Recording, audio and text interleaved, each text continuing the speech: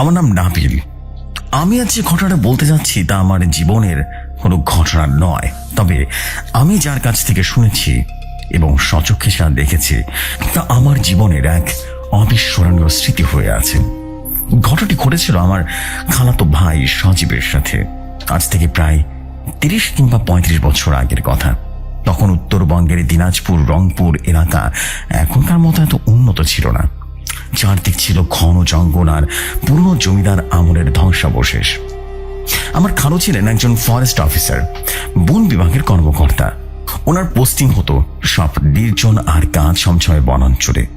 আমরা তখন ঢাকায় থাকতাম, কিন্তু গরমের বা শীতের ছুটিতে খালার বাসায় বেড়াতে যাওয়া ছিল আমাদের ধরা বাঁধা নিয়ম। সাজি তখন ক্লাস 9-এ পড়ে আর আমি ক্লাস 10-এ। বয়সের ব্যবধান কম হওয়ার কারণে আমাদের সম্পর্কটা ছিল একদম গলার গলা বন্ধুর মত। হঠাৎ একদিন খবর এলো খালুর পোস্টিং হয়েছে দিনাজপুর রামসাগর দিঘির কাছে, গভীর বনাঞ্চল ঘেরা এক এলাকায়। জায়গাটার নাম এখন ঠিক মনে নেই, তবে স্থানীয়রা ওটাকে কালো টিলার রেঞ্জ বলতো। সরকারি কোয়ার্টার ছিল একেবারে জঙ্গলের কিনারে। বিশাল বড় একতলা বাংলো বাড়ি, ব্রিটিশ আমলের তৈরি। ইটের দেওয়ালগুলো শেওলায় ঢাকা ছিল আর বাড়ির সামনে বিশাল একটা আমবাগান। নতুন জায়গায় যাওয়ার পর সজীবের খুব আনন্দ হলো। জঙ্গলের ভেতরে ঘুরে বেড়ানো, পাখি ধরা, সব এসব এক প্রকার নেশা ছিল। আমি যখন ছুটিতে ওদের বাড়িতে গেলাম তখন সজীব ওই এলাকায় মাত্র 1 মাস হলে এসেছে। কিন্তু আমি গিয়ে সজীবের মধ্যে এক অদ্ভুত পরিবর্তন লক্ষ্য করলাম। সজীব এমনিতে খুব ছটফটে, হাসি খুশি আর একটু বেশি সাহসী ছেলে ছিল, কিন্তু আমি গিয়ে দেখলাম ও কেমন যেন চুপচাপ হয়ে গেছে। ওর চোখের নিচে কালচে দাগ, শরীরে সে হষ্টপুষ্ট ভাবটা নেই, কেমন যেন ফ্যাকাশে হয়ে গেছে। আমি জিজ্ঞেস করলাম, কিরে সজীব, তুই এমন শুকিয়ে যাচ্ছিস কেন? এখানকার পানি কি পেটে সয় না? সজীব ব্লান একটা হাসি দিল আর বলল, না রে, শরীরটা ভালো যাচ্ছে না কয়েকদিন, রাতে ঘুম হয় না। আমি ভাবলাম হয়তোবা নতুন জায়গা, মানিয়ে নিতে সময় লাগছে। কিন্তু আসল ঘটনাটা যে এতটা ভয়ঙ্কর তা আমি ক্ষুণাক্ষরও টের পাইনি। ঘটনার সূত্রপাত হয় আমি যাওয়ার ঠিক 3 দিন পর। সেদিন ছিল অমাবস্যার রাত। গ্রামের একদিকে অমাবস্যার রাতের মতো খুটখুটে অন্ধকার, হাত বাড়ালে নিজের হাতও দেখা যায় না। আমরা 2 ভাই এক রুমে ঘুমাতাম, খালু আর খালা পাশের বড় রুমে। রাত তখন আনুমানিক 2টা কিংবা 3টে হবে। হঠাৎ সজীবের বিকট চিৎকারে আমার ঘুমটা ভেঙে গেল। বাঁচাও, আমাকে মেরো না, আমি আর করবো না, ওরে বাবা রে বলে সজীব এমন ভাবে গোঙাতে শুরু করলো মনে হলো কেউ যেন ওর গলাটা টিপে ধরেছে। আমি ধরফর করে উঠে লাইটটা জ্বালালাম। তখন তো আর জেনারেটর লাইন ছিল না, তবে হারিকেন জ্বালানোর টিমে একটা আলো ছিল। আমি সজীবকে ধাক্কা দিয়ে ডাকলাম, সজীব, সজীব, কি হয়েছে? খালার খালু দৌড়ে এলেন। সজীব তখন চোখ বন্ধ করে কাঁপছে, ওর শরীরটা ঘামে ভিজে একাকার হয়ে গেছে। খালা ওর মাথায় পানি দিলেন। অনেক টাকার পরে ও চোখ খুলল। ওর চোখ ছিল তীব্র আতঙ্কে ভরা, মনে হচ্ছিল ওর সাক্ষাৎ যমদূত দেখেছে। খালু জিজ্ঞেস করলেন, কি হয়েছে বাবা, খারাপ স্বপ্ন দেখেছিস? সজীব তখন কাঁপা কাঁপা গলায় বলল, বাবা, ওই লোকটা আজও এসেছিল, সাদা আলখাল্লা পরা, মুখটা কালো কাপড়ে ঢাকা। সে আজ আমাকে লাঠি দিয়ে মেরেছে। দেখো বাবা, আমার পিঠে খুব চলছে। আমরা সবাই রীতিমতো অবাক হয়ে গেলাম। স্বপ্ন তো স্বপ্নই হয়, তাতে শরীরে ব্যথা কেন হবে? কিন্তু সজীব যখন তার গেঞ্জিটা তুলল আমাদের সবার চোখ কপালে উঠল। সজীবের পিঠের ঠিক মাঝখানে, মেরুদণ্ডের ঠিক উপরে স্পষ্ট লাল হয়ে ফুলে আছে, যেন কেউ কিছুক্ষণ আগে শক্ত বাঁশের কঞ্চি বা লাঠি দিয়ে সজীবকে সজোরে বাড়ি দিয়েছে। দাগটা একদম টাটকা, চামড়া ফেটে হালকা রক্তও জমে আছে। খালা রীতিমতো ভয় কেঁদে ফেললেন। খালুও বেশ চিন্তিত হয়ে পড়লেন। তিনি বললেন, এ তো মশার কামড়ের কামড় নয় রে, এ তো পরিষ্কার বাইরের দাগ। পরদিন সকালে সজীবের অবস্থা আরো খারাপ হলো। সকালে নাস্তা করতে বসেও 1 লকমা ভাত মুখে দিল, সাথে সাথে বমি করে ভাসিয়ে দিল। ওর শরীরে কিছুই রাখতে পারছিল না। আমি লক্ষ্য করলাম সজীব জানালা দিয়ে বারবার পেছনের জঙ্গলের দিকে তাকাচ্ছে, যেন কেউ ওখান থেকে তাকে ডাকছে। রাখছে বা নজর রাখছে। বিকেলে আমি সজীবকে চেপে ধরলাম, বললাম, তুই আমাকে আজকে সব বলবি। বল বল, তোর কি করছিস, সত্যি করে বল, তুই কি করছিস? এই জঙ্গলে কি তুই একা কোথাও ছিলি? সত্যি করে বল। প্রথমে কিছুই বলতে চাইল না, পরে অনেক জোরাজুরি করার পর সজীব যা বলল তা শুনে আমার রক্তহীন হয়ে গেল। সজীব বলল, ভাইয়া, তুই আসার 1 সপ্তাহ আগের কথা। আমি আর আমার স্কুলের নতুন বন্ধু রফিক মিলে বিকেলের ওদিকে উত্তরের টিলাটা গিয়েছিলাম, জানিস? ওটাকে স্থানীয় পীর বাবার টিলা বলে ডাকে। ওখানে অনেক পুরনো কবর আছে, পাথরের তৈরি। রফিক বলেছিল ওখানে নাকি জিন থাকে, কেউ ওদিকে যায় না। কিন্তু আমি বিশ্বাস করিনি। আমি রুদ্ধশ্বাসে জিজ্ঞেস করলাম, তারপর তুই কি করলি? সজীব মাথা নিচু করে বলল, আমি আমি আসলে বাজি ধরেছিলাম রফিকের সাথে। আমি ওই কবরের উপরে উঠে দাঁড়িয়েছিলাম, আর সেখানে একটা মাটির প্রদীপ জ্বালানো ছিল। ওটা আমি লাথি দিয়ে ভেঙে ফেলেছিলাম। রফিক আমাকে বারণ করেছিল, কিন্তু আমি না তা শুনিনি, জানিস? আমি বলেছিলাম, ধুর, এসব কুসংস্কার, মরা মানুষ আবার জিন্দা হয় কিভাবে? তারপর আমি কবরের গায়ে থুতু ছিটে চলে এসেছিলাম। আমি সজীবের কথা শুনে থমকে গেলাম। এটা তো কোনো দুষ্টুমি নয়, এটা চরম দৃষ্টতা। অজানা জায়গায় একটা পবিত্র স্থানে গিয়ে এমন কাজ কেউ করে? সজীব বলতে লাগলো, সেদিন রাতে আমি প্রথম স্বপ্নটা দেখি। একটা বিশাল লম্বা মানুষ, যার পা মাটিতে নেই, শূন্যে ভাসছে।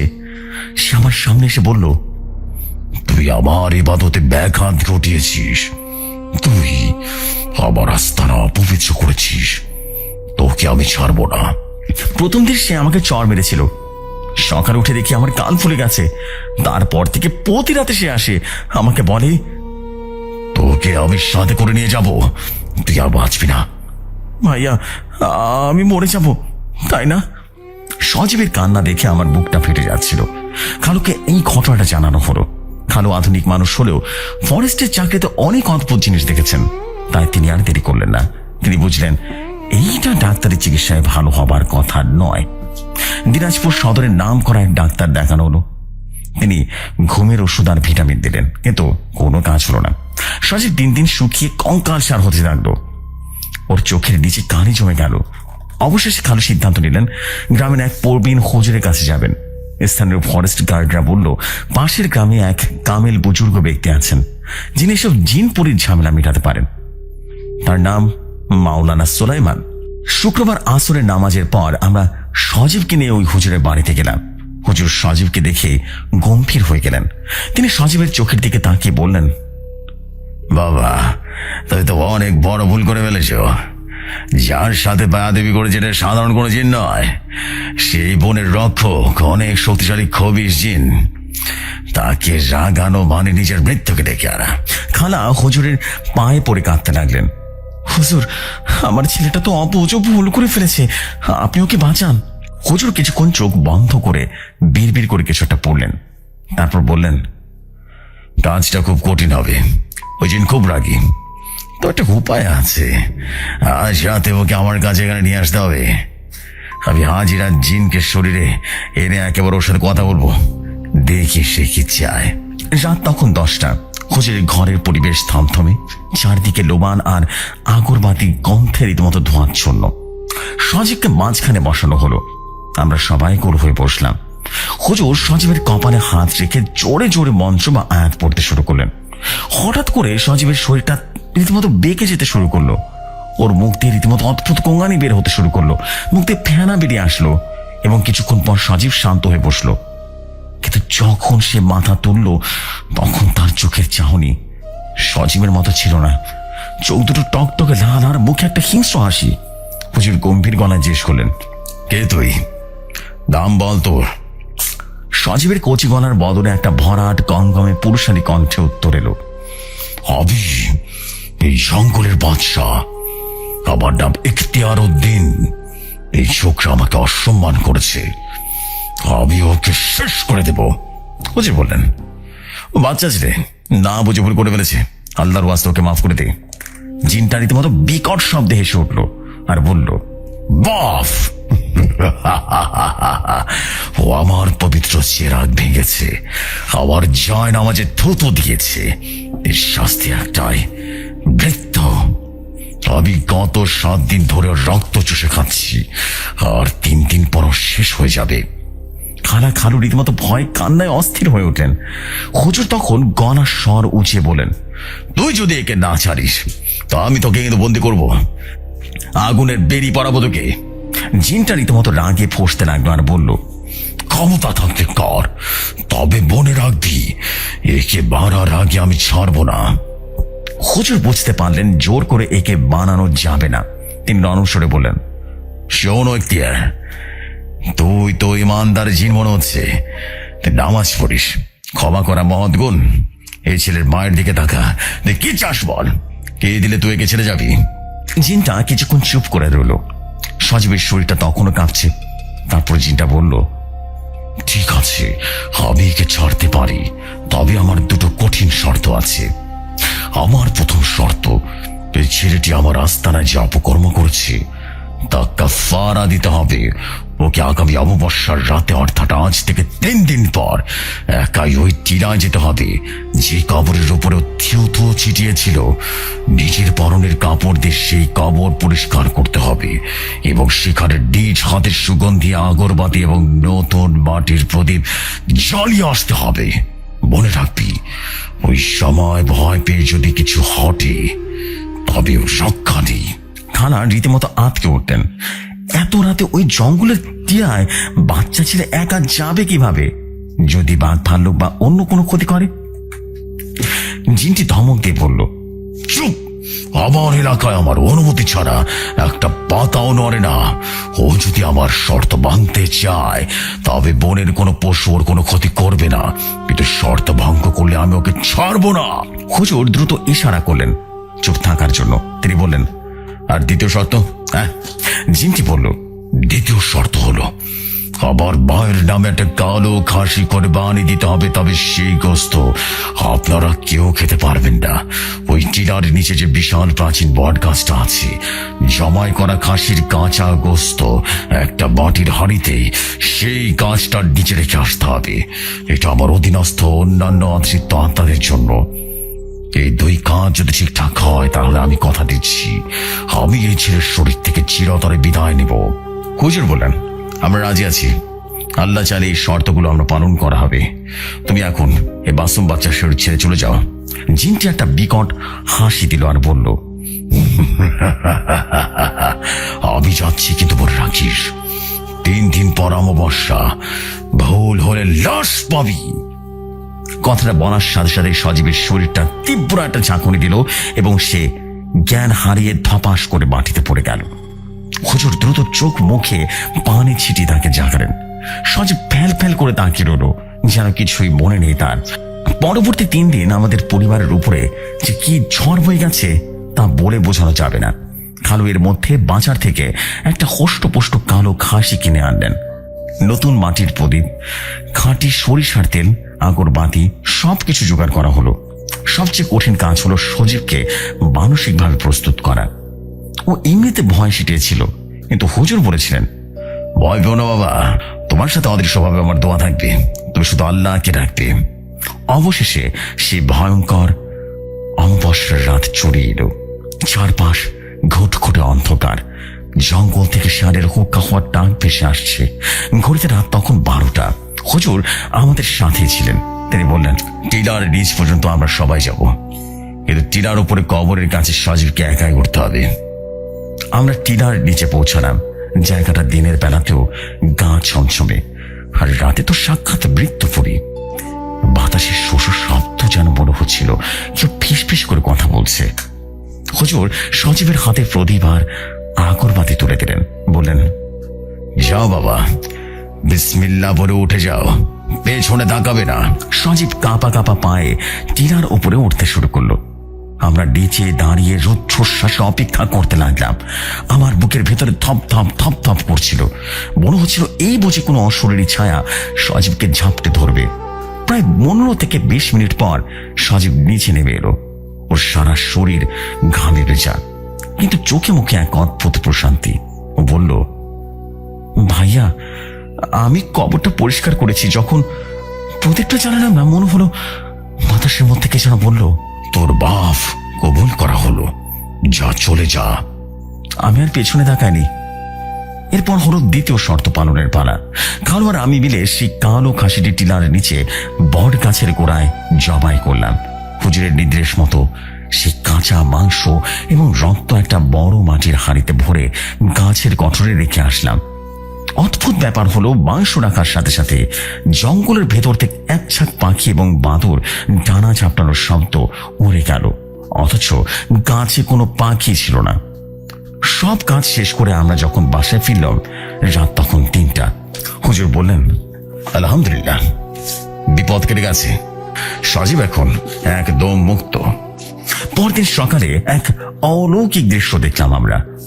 গত 1 মাস ধরে সজীবের পিঠে যে দগদগে লাঠির বাড়ির দাগটা ছিল, সেটা জাদুর মতো মিলিয়ে গেছে। নেই কোনো ব্যথা, নেই কোনো জ্বালা পড়া। সজীব সকালে ঘুম থেকে উঠে পেট ভরে নাস্তা করলো, অথচ এতদিন এক লোকটা খাবারও পেটে রাখতে পারতো না। ওর মুখে সে ফ্যাকাশে ভাবটাও কেটে গিয়ে আবার উজ্জ্বলতা ফিরে এলো। ডাক্তাররা যা করতে পারেনি, বিশ্বাস আর সঠিক তদবিরে তা সম্ভব হলো। তবে সেই ঘটনার পর খালু আর ওই সরকারি কোয়ার্টারে থাকার সাহস পাননি। তিনি বদলির আবেদন করে 3 মাসের মধ্যে আমাদের সেই দিনাজপুর শহরতলিতে চলে আসেন। আজ এত বছর পরেও সজীবের সাথে দেখা হয়। সেই রাতের কথা উঠলে ও বারবার শিউরে ওঠে। ও আমাকে বলে, ভাইয়া, মানুষ বলে ভূত জিন নেই, কিন্তু আমি জানি আমরা না দেখলে ওরা ঠিকই আছে। ওদের সীমানায় বা ওদের সামনে আঘাত করলে ওরা ছাড় দেয় না। এটা ছিল আমার নানুর মামাতো বোনের গল্প। যদি ভালো লাগে জেফরি ভাই, পড়ে শোনাবেন। আমি নাবিল বলছিলাম। আশা করি ঘটনাটি সবার পছন্দ হবে। Wow, what a beautiful story. Thank you very much আমাদের নাবিল ভাই ফর ইউর বিউটিফুল স্টোরি। স্টোরিটা বেশ ক্রিপি টাইপের একটা ভাইব ছিল। আসলে এটা সত্যি যে কখনো নিষিদ্ধ জায়গা, যেগুলো মানুষ বলে থাকে যে এই জায়গায় যেও না, এখানে সমস্যা হতে পারে, সেই জায়গাগুলো অবশ্যই পরিহার করা উচিত। এবং অবশ্যই মৃত কোনো ব্যক্তি বা কবরস্থান, এইগুলো জায়গা নিয়ে কখনো ঠাট্টা মশকরা করা উচিত নয়। অসম্ভব সুন্দর এই ঘটনার জন্য আপনাকে অনেক ধন্যবাদ। আমি যেভাবে ঘটনাটি পেয়েছি সেভাবেই আপনাদের সামনে তুলে ধরছি। আশা করি আপনাদের বেশ ভালো লাগবে। ঘটনাটি কালো জাদু কেন্দ্রিক একটা স্টোরি, এবং আমি এক্স্যাক্টলি যেভাবে পেয়েছি সেভাবেই পড়ছি। তিনি প্রথমেই কোনো রকম কিছুই দেখেননি, সরাসরি ঘটনায় চলে গেছেন। লিখেছেন, আমার নাম তিশা, কুমিল্লার মেয়ে আমি। যে ঘটনার কথা আজ আমি বলতে চাচ্ছি তা আমার জীবনের এক ক্ষত, যা কোনোদিন শুকাবে না। এই গল্প শুধু ভয়ের নয়, এই গল্প বিশ্বাস ভঙ্গের, এই গল্প রক্তের সম্পর্কের আড়ালে লুকিয়ে থাকা হিংস্রতার। গল্পটা শুরু হয় আজ থেকে প্রায় 7 বছর আগে। আমি কুমিল্লার ভিক্টোরিয়া কলেজের ইন্টারমিডিয়েটের 1ম বর্ষের ছাত্রী। আবির ছিল অনার্স 2য় বর্ষের ছাত্র। আমাদের পরিচয়টা খুব নাটকীয় ছিল না, কিন্তু গভীরতা ছিল সাগরের মতো। আবির ছিল শান্ত, ধীরে স্থির এবং ভীষণ লাজুক স্বভাবের ছেলে। মধ্যবিত্ত পরিবারের সন্তান, চোখে মুখে একরাশ স্বপ্ন। আমাদের প্রেমটা শুরু হয়েছিল এক প্রবল বর্ষণ মুখর দিনে। কলেজের বারান্দায় দাঁড়িয়েছিলাম, ছাতা ছিল না। আবির নিজের ছাতাটা আমার দিকে বাড়িয়ে দিয়ে নিজে ভিজে ভিজে বাসে উঠেছিল। সে এক ছাতা থেকে শুরু যে মায়া শুরু, তা যে একদিন শ্মশানের ছায়ে গিয়ে শেষ হবে তার ক্ষণাক্ষরেও বুঝতে পারেনি। দীর্ঘ 5 বছরের সম্পর্ক ছিল আমাদের। আবির আমাকে ছাড়া পৃথিবীতে একেবারে অন্ধকার দেখত। ও সবসময় বলতো, তিশা, তুমি আমার নিঃশ্বাস, তোমাকে ছাড়া আমি বাঁচব না। আমিও অন্ধের মতো বিশ্বাস করতাম। আমাদের ভালোবাসায় কোনো খাত ছিল না, ছিল না কোনো মিথ্যে প্রতিশ্রুতি। আমরা স্বপ্ন দেখতাম ছোট একটা সংসারের। খুব জাঁকজমকপূর্ণ জীবন চাইনি আমরা, চেয়েছিলাম দিন শেষে একটু শান্তি। কিন্তু প্রতিটি সুখের গল্পের আড়ালে বোধহয় অলক্ষণে এবং শকুনি দৃষ্টি ওত পেতে থাকে। আমাদের ক্ষেত্রে সেই শকুনি দৃষ্টিটা ছিল আবিরের নিজের পরিবার, বিশেষ করে তার বড় বোন রিনা আপা। আবিরের বাবা নেই, মা আছেন, তবে সংসারে রিনা আপার কথায় শেষ কথা। রিনা আপার বিয়ে হয়েছে অনেক বছর আগে। কিন্তু স্বামীর সাথে বনিমরা না হওয়ার কারণে তিনি বেশিরভাগ সময় বাবার বাড়িতেই থাকতেন এবং পুরো সংসারের নিয়ন্ত্রণ ছিল তার হাতে। আবির তার বোনকে মায়ের মতোই শ্রদ্ধা করত এবং বেশ ভয় পেত। যখন আবির বাড়িতে আমাদের সম্পর্কের কথা জানালো তখন যেন আকাশ ভেঙে পড়ল। রিনা আপা সোজাসুজি না করে দিলেন।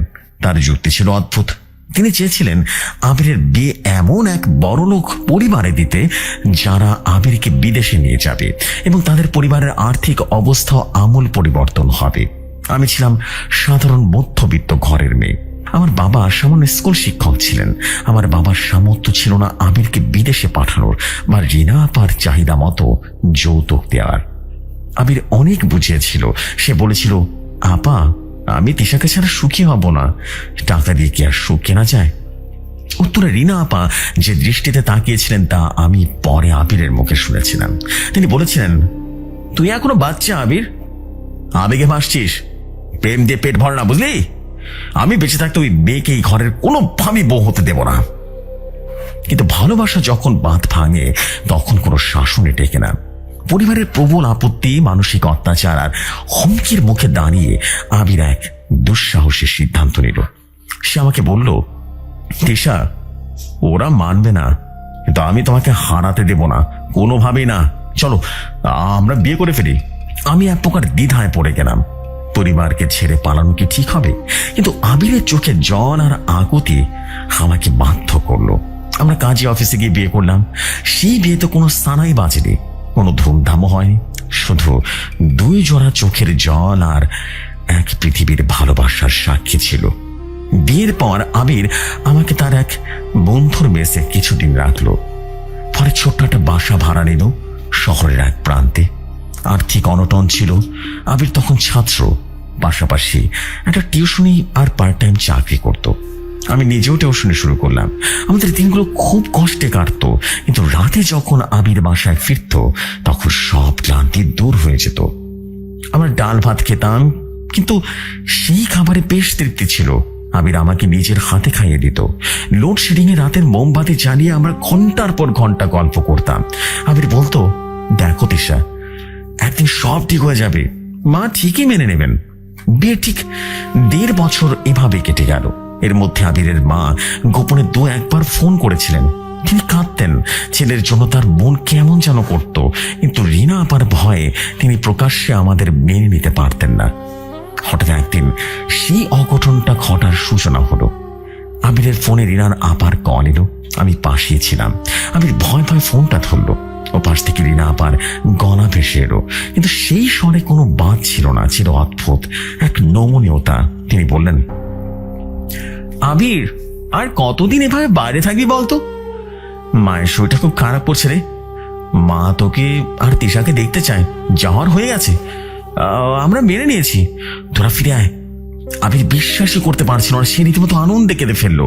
আমাকে জড়িয়ে ধরে বলল, তিশা দেখেছো, আমি বলেছিলাম না রক্ত আর মাংস কি আলাদা থাকতে পারে? আপা মেনে নিয়েছে। আমার মনের ভেতরটা কেমন যেন খটকা লাগলো। ও ডাকতে শুরু হলো। এতদিনের রাগ, এতদিনের ঘৃণা হঠাৎ একদিন কিভাবে ভালোবাসায় পরিণত হলো। কিন্তু আবিরের খুশির দিকে তাকিয়ে আমি আমার সন্দেহের কথা তাকে বলতে পারলাম। আমরা সিদ্ধান্ত নিলাম শুক্রবার আমরা বাড়ি যাব। শুক্রবার সকালে আমরা আবিরদের গ্রামে বাড়িতে পৌঁছালাম। মা আমাদের দেখে জড়িয়ে ধরে কাঁদলেন, কিন্তু রিনা আবার আচরণ ছিল সম্পূর্ণ অন্যরকম। তিনি খুব হাসি খুশি মেজাজে আমাদেরকে বরণ করলেন। আমার জন্য নতুন শাড়ি, আবিরের জন্য পাঞ্জাবি কিনে রেখেছিলেন। আমাকে বললেন, তিশা শোন, যা হবার হয়ে গেছে, এখন ভুলে যা, তুই এখন এই বাড়ির বউ, আমার ছোট ভাইয়ের বউ, মানে আমারই তো ছোট বোন। তার কথায় এমন মতো ছিল যে আমি মুহূর্তের জন্য আমার সব সন্দেহ ভুলে গেলাম। ভাবলাম হয়তো মানুষ বদলায়, হয়তো ভাইয়ের প্রতি ভালোবাসা তার জেদকে হার মানিয়েছে। দুপুরবেলা এলাহি আয়োজন। জিনা আপা নিজের হাতে রান্না করছেন। তিনি বারবার আমার আর আবিরের পাতে খাবার তুলে দিচ্ছিলেন।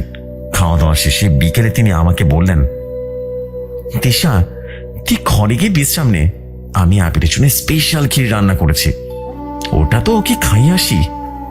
আমি আর দেরি করলাম না, ঘরে চলে এলাম। কিন্তু কেন যেন আমার মনটা খুব গাইছিল। আমি জানালার ফাঁক দিয়ে দেখলাম রিনা আপা বারান্দায় বসে আবিরকে বাটি থেকে চামচ দিয়ে ক্ষীর খাইয়ে দিচ্ছেন। আবির হাসছে, বোনের হাতে খাচ্ছে। দৃশ্যটা খুব সুন্দর হওয়ার কথা ছিল, কিন্তু রিনা আপার চোখের দিকে তাকিয়ে আমার গা শিউরে উঠল। তার চোখে কোনো স্নেহ ছিল না, ছিল এক শীতলতা, কেমন যেন পৈশাচিক আনন্দ, যেন কোনো বলি দেওয়ার আগে পশুকে শেষবারের মতো আদর করা হচ্ছে। দেখতে দেখতে আবির পুরো বাটিটা শেষ করে ফেললো।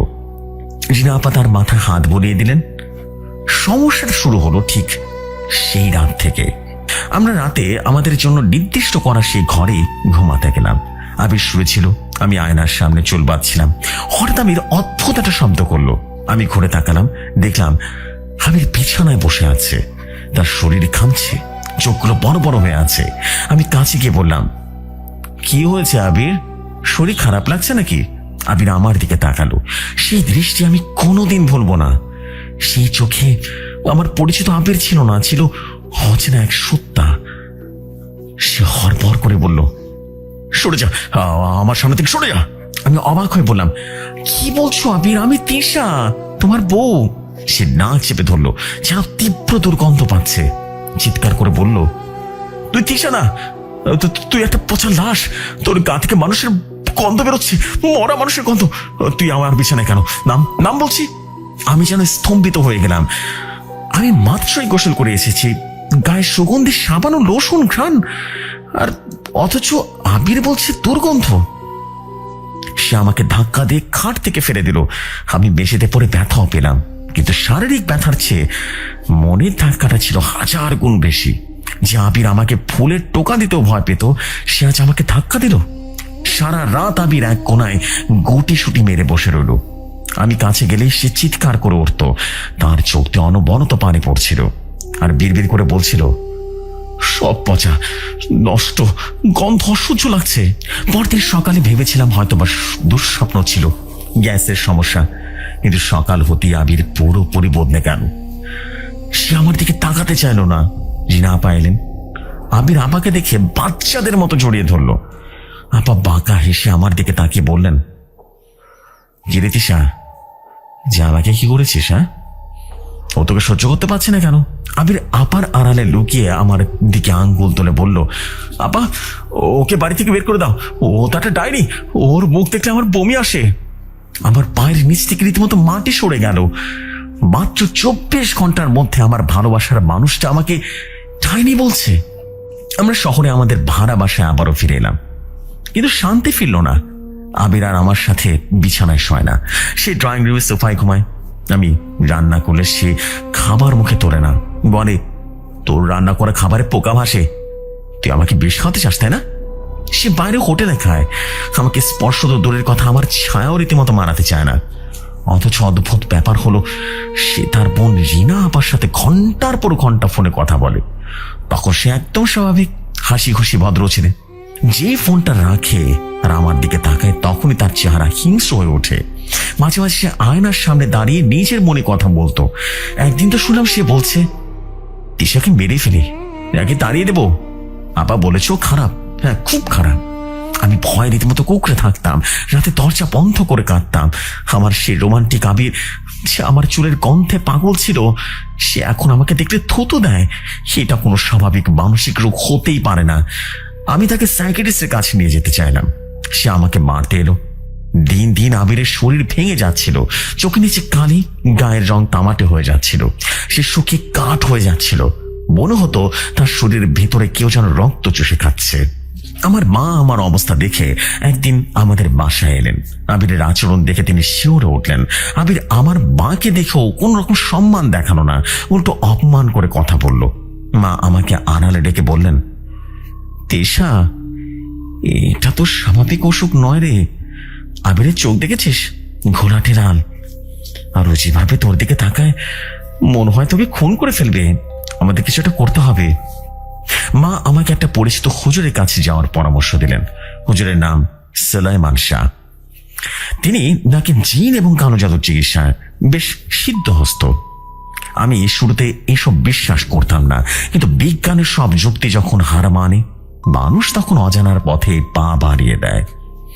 আমরা আবিরের এক একটা ব্যবহৃত গেঞ্জি, তার মাথার কয়টা চুল আর আমাদের বিয়ের ছবি নিয়ে হুজুরের রাস্তায় গেলাম। জায়গাটা ছিল শহরের বাইরে, বাঁশঝাড় ঘেরা এবং এক থমথমে পরিবেশে। হুজুর আমাদেরকে বসতে দিলেন। তিনি অনেকক্ষণ চুপ করে রইলেন। তারপর আবিরের গেঞ্জিটা হাতে নিয়ে চোখ বন্ধ করলেন। হঠাৎ তার শরীরটা কেঁপে উঠল। তিনি গেঞ্জিটা ছুঁড়ে ফেলে দিলেন যেন ওটা জ্বলন্ত আগুন। তিনি হাঁপাতে হাঁপাতে বললেন, সর্বনাশ, এটা তো কোনো সাধারণ কাজ না, এ যে মরণবান। মা রীতিমতো ভয় কেঁদে ফেললেন। হুজুর কি হয়েছে, খুলে বলুন না। হুজুর গম্ভীর স্বরে বললেন, এই ছেলের উপরে বিচ্ছেদ বান বা কুফরি কালাম করা হয়েছে, আর এটা এমন কেউ করেছে যে তার খুব কাছের লোক, তার রক্ত সম্পর্কে কেউ। আমার বুকের ভেতরটা ধক করে উঠল। জিনা আবার সেই ক্ষীর খাওয়ানো দৃশ্যটা চোখের সামনে ভেসে উঠল। হুজুর বলতে লাগলেন, ছেলেটিকে মিষ্টি জাতীয় কোনো খাবারের সাথে জঘন্য কিছু খাওয়ানো হয়েছে, শ্মশানে চিতার ছাই, পেঁচার হাড়ের গুঁড়ো। আর এতটুকু বলেই হুজুর থামলেন, একটু ইতস্তত করে বললেন, আর নারীদের ঋতুস্রাবের নাপাক রক্ত মিশিয়ে বঞ্চ পরে খাওয়ানো হয়েছে। কথাগুলো শুনে আমার বমি উঠে আসার উপক্রম হলো। একজন বোন তার ভাইকে এগুলো খাওয়াতে পারে? সম্পত্তির লোভ বা জেদের বসে মানুষ এত নিচে নামতে পারে?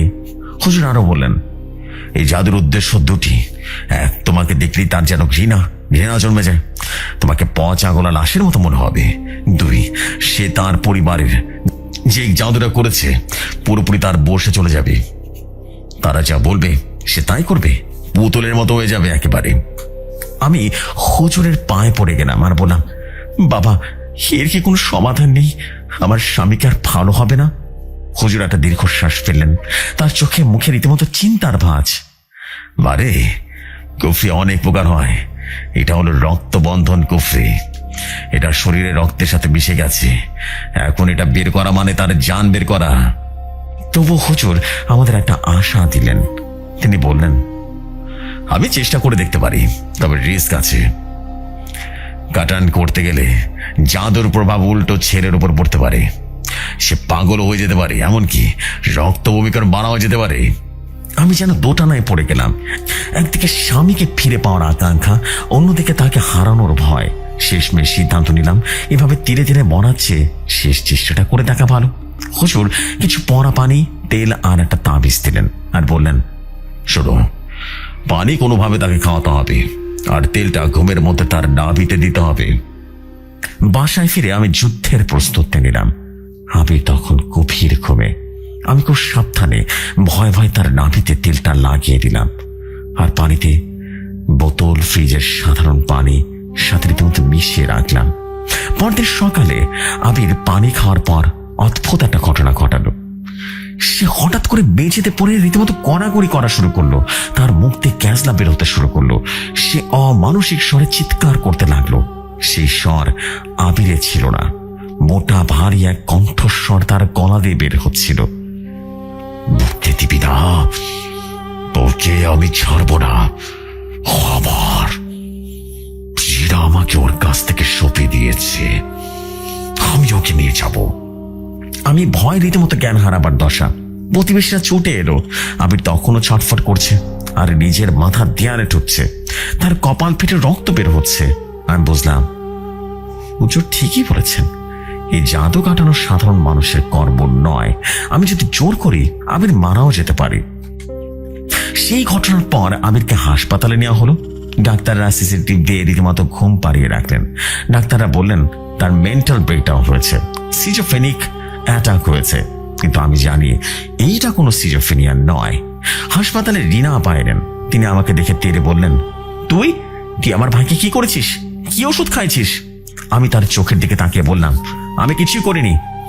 আপনি যা খাইয়েছিলেন সে ক্ষীরের সাথে আজ সে নিজের রূপ দেখাচ্ছে। রিনা আপার মুখটা মুহূর্তের জন্য ফ্যাকাশে হয়ে গেল, কিন্তু তিনি দমে গেলেন না। তিনি চিৎকার করে সবাইকে জড়ো করলেন, এই মেয়ে একটা ডাইনি, এই মেয়ে আমার ভাইকে পাগল করে দিয়েছে, একে বের করে দাও। আবির জ্ঞান ফেরার পর আমাকে দেখে চিৎকার করে উঠলো। সে ডাক্তারকে বলল আমাকে বের করে দিতে। সে আমাকে খুন করতে চাইলো। আমি বুঝলাম আমার আবির আর আমার নেই। তার শরীরের ভেতরে এমন এক শয়তানি শক্তি বাসা বেড়েছে যা তার বোন ঢুকিয়ে দিয়েছে।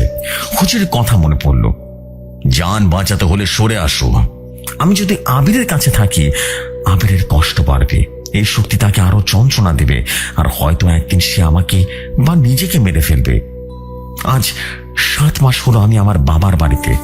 আবিরের সাথে আমার ডিভোর্স প্রক্রিয়া চলছে। না, সত্যি বলছি জেফরি ভাই, আমি চাইনি, কিন্তু আবির উকিল নোটিশ পাঠিয়েছে। নোটিশে লেখা আমি নাকি তার উপরে মানসিক অত্যাচার করেছি। কি নিষ্ঠুর পরিহাস। শুনেছি আবির এখন কিছুটা শান্ত। আমি তার জীবন থেকে সরে আসার পর সে কুফরির শক্তি হয়তোবা শান্ত হয়েছে, কারণ তার উদ্দেশ্য সফল হয়েছে, আমাদের বিচ্ছেদ।